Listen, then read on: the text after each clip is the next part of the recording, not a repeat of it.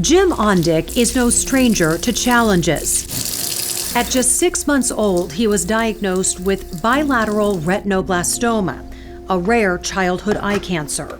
But like all of us, his childhood was all he knew. I mean, you go through all the same things like that, other kids and stuff go through of like, trying to fit in and stuff like that. And you just, to some extent, like you don't, because you just don't like look the same as everybody else. That's because when Jim was just 2, to remove part of the cancer, they had to remove Jim's left eye. Early on, they took the left eye, but then they still thought that with all the radiation that I received, that there was going to be some diminished sight in the remaining eye. And so there was always that kind of like cloud hanging over of like, how much vision am I going to have? Like, am I going to be able to drive and all that kind of stuff? And like, none of that really came to be a problem. He could drive, but he had hoped to join the military one day. But his vision kept him from that dream. So he soldiered on, going to college, where he met his now wife, Bridget, and would eventually find work in the tech sector. It was life and business as usual through most of his 20s, until he noticed something. I had a mole that was right here, and it just kind of felt wrong. It was kind of, hard and kind of itchy. Like they tell you now, like, obviously pretty well versed in this stuff, like anything that changes is bad. And so I went and saw a dermatologist. Doctors performed a biopsy, removed the spot, and cleared the margins. Jim continued regular skin checkups. That was in 2011. Then, in 2015, a new set of symptoms popped up. I started having some swelling, so my knees were getting swollen, like down through my calves, and like my feet especially were getting pretty swollen. And then I was having chest pain intermittently. A year would go by. Jim's daughter Mara was born. He even ran a 5K. Symptoms were still coming and going, but it all came to a head when Jim got so sick one night, doctors ordered an MRI. Testing showed Jim's cancer from 2011 had spread.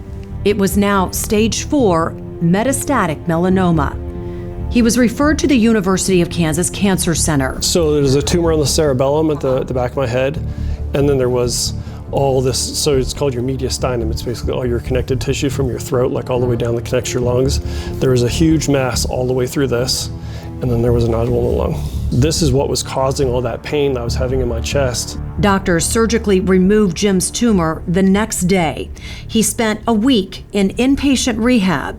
He thought about his baby daughter, not knowing what was next. I'm writing letters to her, because I'm assuming that I'm not going to be around, to tell her some of these things that I want her to know. He started radiation and infusion treatments, but Jim experienced a life-threatening setback. Sometimes those can start attacking healthy cells too. And so that's basically what's happening. My body's kind of like imploding. My immune system's trying to kill me. Jim had developed hemophagocytic syndrome from the treatment. I'm driving home, I'm thinking it's not even going to be the cancer that's going to get me. It's going to be this. It was deadly, but miraculously, as the medications started to fade from his body, so did the syndrome. Those just kind of run out, apparently, and the thing just resolves itself. It just went away. And just like that, Jim was back to treating the cancer. His oncologist, Dr. Gary Doolittle, started him on another type of treatment, a combination oral immunotherapy. Jim has responded so well, he is now considered what's called NED, no evidence of disease. So I'm very cognizant of the fact that this has gone really well, but it doesn't mean that it will still. It could stop. This ride could end. It could come back at some point. For now, Jim takes nothing for granted.